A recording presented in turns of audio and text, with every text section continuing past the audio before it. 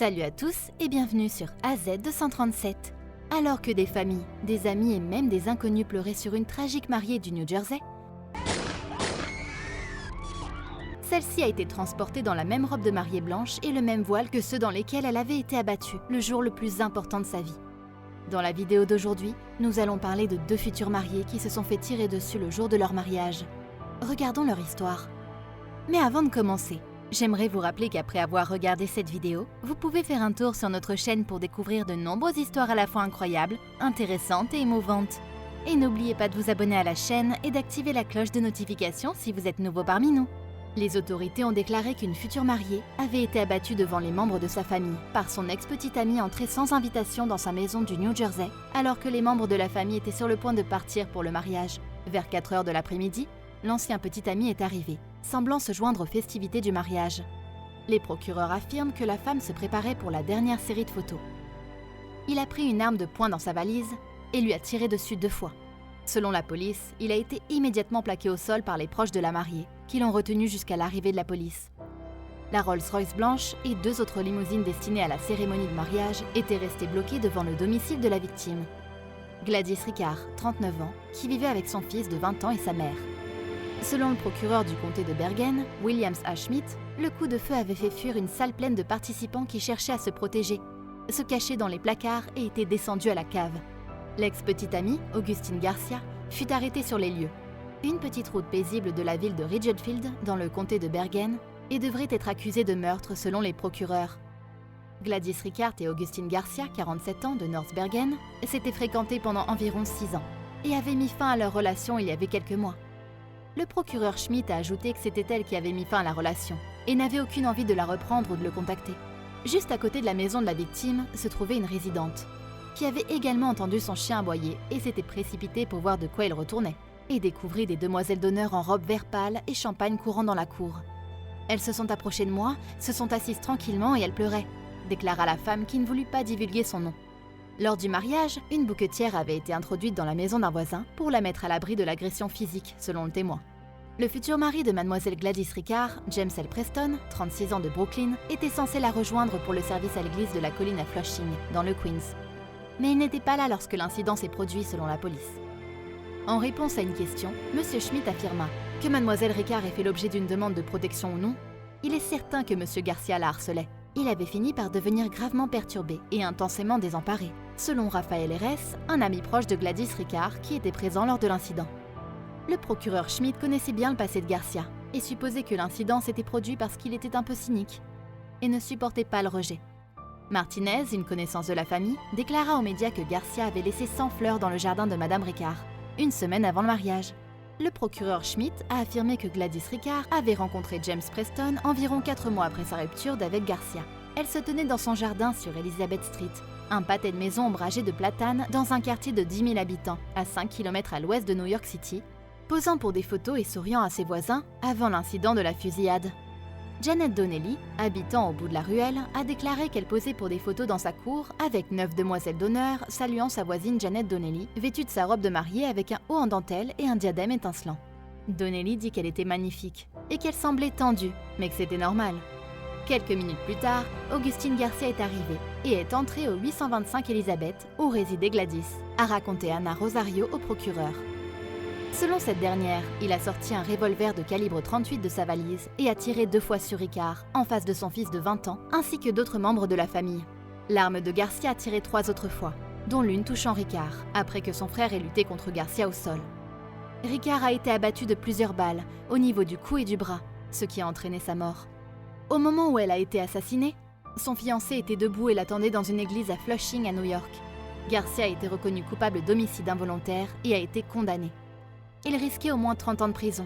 Le tribunal a versé $1 million de dommages économiques, 250 000 $ de dommages pour souffrance et détresse et 3 millions de $ de dommages compensatoires aux défendeurs.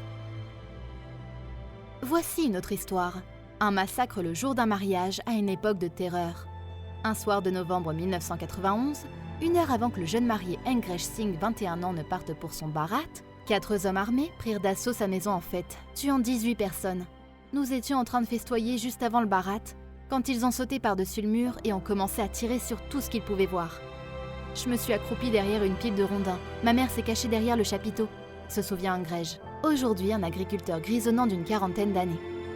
D'autres n'ont pas eu cette chance. Son père, son frère aîné, ses cousins adolescents et sa tante enceinte ont été pris dans les tirs aveugles, qui ont également tué le Alwaivala et le Kabirwala.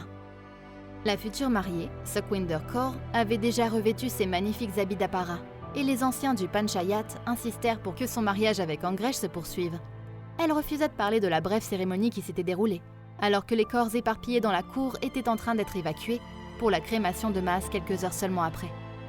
Aussi dévastateur que cet incident puisse paraître, il ne s'agissait que d'un combat sanglant dans une longue guerre personnelle au Pendjab entre la mafia locale et les terroristes du Khalistan dans les années 80 et 90. Deux des frères d'Angrège, tous deux vétérans de la milice KCFZ, avaient déclenché une rivalité avec le frère de Pyara Singh. Ce dernier était le donateur local et un informateur de la police selon les rapports. Au cours du conflit, près de 50 personnes furent tuées des deux côtés, dont plusieurs tentatives de vengeance lors de la fusillade du mariage.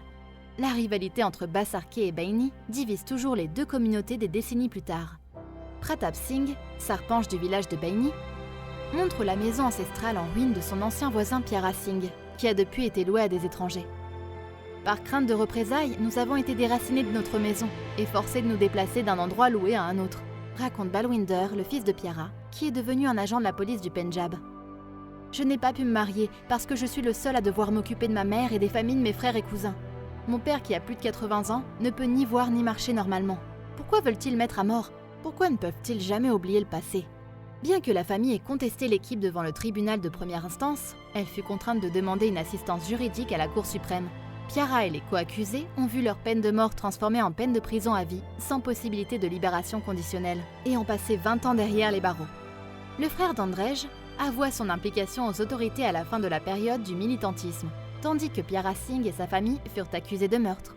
D'un côté, il y avait un tueur qui avait assassiné 400 civils innocents, mais qui bénéficiait d'une libération conditionnelle et qui fut tiré d'affaire lorsqu'il se rendit.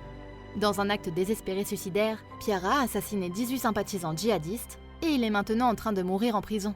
Qu'est-ce que cela signifie en termes de justice? Demanda Pratap Singh, le sarpanche de Baini. Amrik Kaur, la veuve sarpanche de Basarke, fut enragée par une telle affirmation. Sher Singh, son oncle, avait été assassiné dans son lit parce qu'il était une personne très puissante dans le village, affirma-t-elle, et qu'il avait contribué à l'autre camp dans la bataille entre militants et mafieux. Pyara ne survécut pas à cette épreuve. Elle préféra que son corps soit traîné par les loups à travers le village, ne fulminant que contre l'accord visant à atténuer sa peine capitale. Deux autres familles de victimes avaient depuis longtemps renoncé à la voie civile. Profitant du flou administratif de l'époque militante, elles prétendirent que leurs proches avaient été tués dans des actes de terrorisme et réclamèrent de l'argent au gouvernement. Angresh Singh avait fui la communauté juste après le massacre de son mariage pour éviter les attaques de représailles que Pyara aurait dirigées depuis sa cellule de prison. Il acheta 2 armes pour défendre sa famille. Il construisit un bâtiment en pierre non décoré dans la ville de Cheralta, à la périphérie d'Amritsar, après avoir vendu son héritage pour aider à financer sa bataille juridique. Swaran Kaur, sa mère veuve, aime ses amis et ses connaissances à Basarke, et craignait que ses petits-fils du village ne connaissent jamais par leurs racines, mais elle insistait pour continuer. Cette citadine outrée se rendait à Delhi pour chaque session de la Cour suprême, allant même jusqu'à faire appel d'un plaidoyer au Rashtrapati Bhavan. Elle affirma avoir dit au président Abdul Kalam que s'il voulait les laisser s'en sortir, elle se suiciderait, car elle ne voulait pas mourir de leurs mains. Le cauchemar du jour du mariage d'Angrej continue de jeter un nuage noir sur l'avenir matrimonial d'un autre jeune homme. Balwinder Singh n'a jamais vraiment pu se marier depuis que son père Pyara Singh et ses frères et sœurs sont en prison pour le massacre. Que pensez-vous de ces meurtres? Comment pouvons-nous empêcher que cela se produise? Quelle est la meilleure peine pour ce type de criminel? Quelle est votre opinion au sujet de cette histoire? Dites-le nous dans les commentaires. Si vous avez aimé cette vidéo, alors cliquez sur le bouton j'aime et partagez-la autour de vous. À très bientôt sur AZ237.